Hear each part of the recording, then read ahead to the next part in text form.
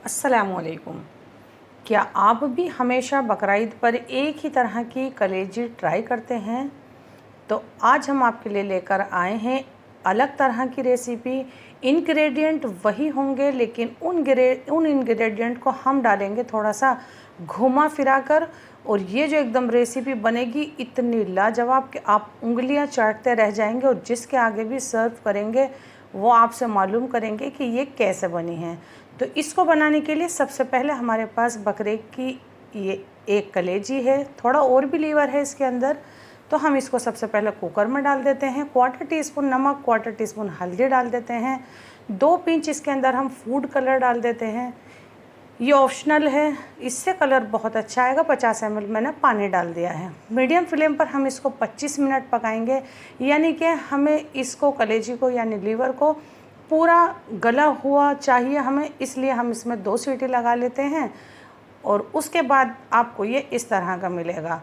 पानी इसका ज़्यादा नहीं होना चाहिए। आपको ज़्यादा पानी मिले तो आप पहले खुश्क कर लीजिए। ये देखें, ये ऐसा होना चाहिए और गला हुआ भी पूरा होना चाहिए। तो मैं आपको एक पीस तोड़ कर दिखाती हूँ कि ये इतना गला होगा तो आपकी रेसिपी एकदम लजीज बनेगी।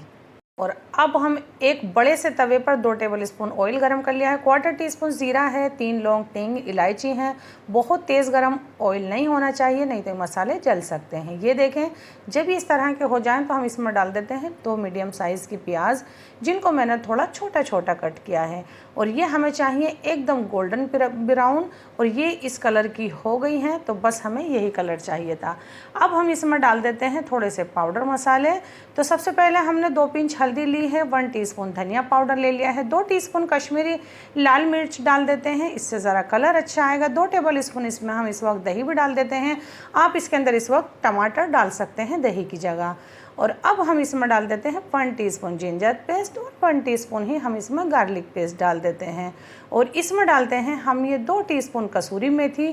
थोड़ी बड़ी बड़ी ही हमने कसूरी मेथी डाली है। कसूरी मेथी बहुत अच्छी लगती है कलेजी के साथ। 1/4 टीस्पून मैं नमक डाल देती हूँ, क्योंकि कलेजी का नमक कलेजी के अंदर मौजूद है। अब हम इसको अच्छे से सबको मिक्स कर देते हैं। मिक्स करते ही आपका मसाला इतना लाजवाब दिखेगा कि इसमें आप जो भी डालेंगे बस वो तो लजीज बनना ही है। ये देखें, इसको 5 से 6 मिनट हो गई है स्लो फ्लेम पर पकते हुए। और ये जो हमारी कलेजी फुल कुक्ड है, अब हम इसको इसमें डाल देते हैं। इसी तरह की और रेसिपी देखने के लिए डिशेस को लाइक कीजिए हमारी, और हमारे चैनल को ज़रूर सब्सक्राइब कीजिए।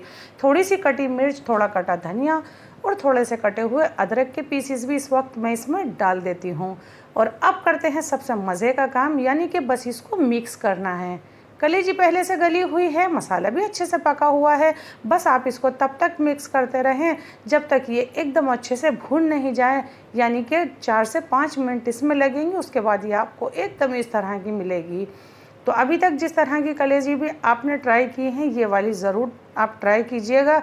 बस जब आप इसको बनाएंगे तो आपका दिल ही खुश हो जाएगा। जब भी आपको इस तरह का लगे, अच्छी सी आवाज़ आने लगे और आपके कलेजी के पीसेस से ये मसाला अच्छे से इस तरह लग जाए, तो फिर से हम थोड़ा सा धनिया पत्ते डालते हैं, फ्लेम को बंद कर देते हैं, और ये एकदम से रेडी है खाने के लिए।